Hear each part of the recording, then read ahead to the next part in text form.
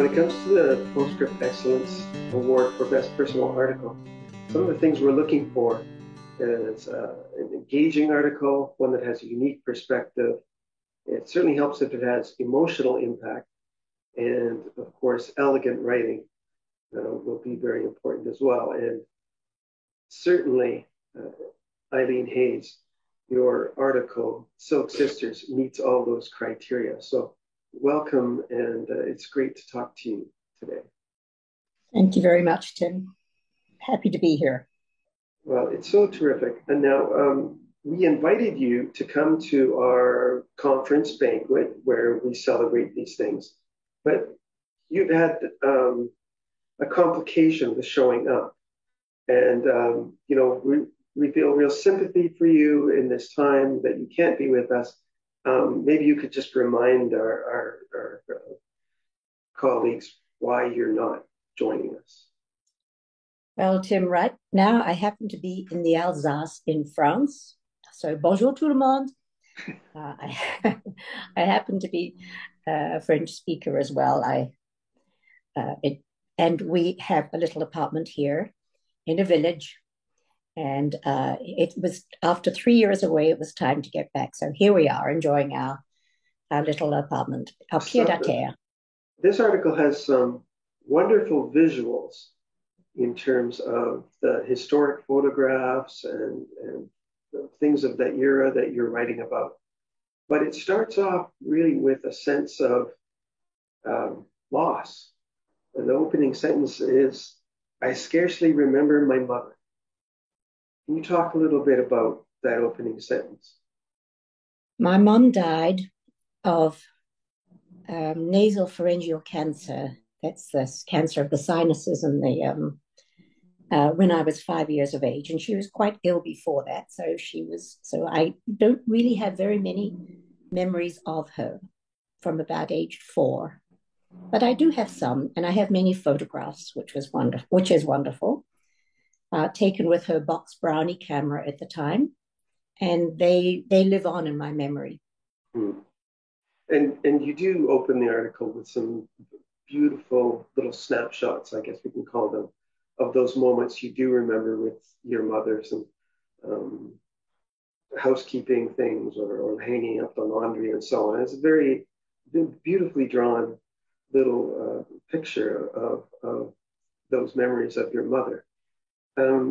And I think what was so wonderful about your article is it starts with this sense of absence, and then bit by bit, you grow an awareness of the presence of her story, and it's very effective.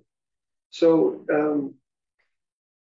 the loss is really doubled, really, because your mother was not an only child. In fact, she was a twin. And That's so correct. Your search then becomes focused not only on the memories of your mother you lost, but on her sister. That's correct. And this was in the days of the 50s and 60s in New Zealand, where we were very isolated. We didn't even make a toll call to the next town in New Zealand because it was going to cost us money.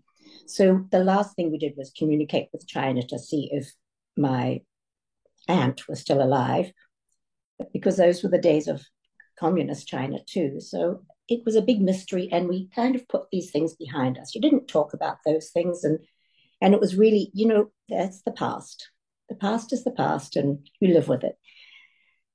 However, this nagging thought that I just might find my mom's twin just persisted until the 90s. So, for 30 or 40 years, it went on and on and on. It didn't give up. And at that point, you put on your Sherlock Holmes hat and you started to become a little bit of a detective and a diplomat. Yes, I was collecting all sorts of data from anyone who could give me any glimmer of hope, from relatives who were dying off, and some said, forget it, you shouldn't, just leave it, Eileen. And others said, oh, the old village you could get to if you went through a paddy field and you crossed the something or other river. And I said to this lady, well, could you please write the name of the town down?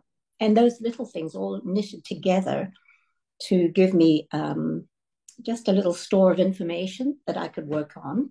Those moments when you actually put your feet back down on Chinese soil, or perhaps it was the first time you'd actually visited yourself personally, but certainly to the area where your mother was from. Can you describe a little bit about that experience and what you discovered there? Oh, it was quite overwhelming, especially to see my relatives. I could sense that they were my cousins and my aunt. It was just the physical likenesses, and they saw that in me too. Because in the Chinese culture, sisters are or cousins are very, very close, especially female cousins. So my aunt never left my side. She rubbed my leg. And Chinese are not very tactile people, but she just couldn't keep her hands off me. And they stayed in my hotel room, my first cousin. And I said, well, I'll sleep on the floor. And they said, no. They topped and tailed at in the other bed. They just didn't want to leave me. It was lovely.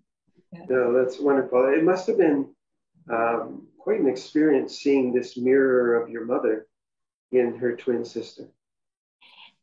But it's funny because I don't remember my mother as being an old lady, of course. And when I met my auntie, she was 80 something. So I just had to accept that that's how my mum would have been. Sharing that story wasn't something you needed to do. I mean, this was your personal experience, but you chose to write about it. What has writing about it and sharing your story with others done for you? I've been so happy to have written about it because it's clarified in my mind how important it is to me to share this. It's been a platform for me. It's given me a special identity, I suppose, in a different way. Before we go, I think there's one other thing that I should talk to you about, because when I connected with you, I had made sure to advise you that you were a finalist for this award. But one of the most exciting things about my day today is that I'm here to tell you that, in fact, our selection committee has named Silk Sisters as the best personal article. And Eileen, you are the winner of the PostScript Excellence Award for Best Personal Article. Well, thank you, Tim. That's very touching, and I'm delighted to accept it. On behalf of the 17,000 PostScript readers, and many of whom are tuning in online to see this video, I just want to congratulate you on this well-deserved win, and thank you once again for the wonderful article. Well, thank you, Tim. I'm delighted, really. Merci.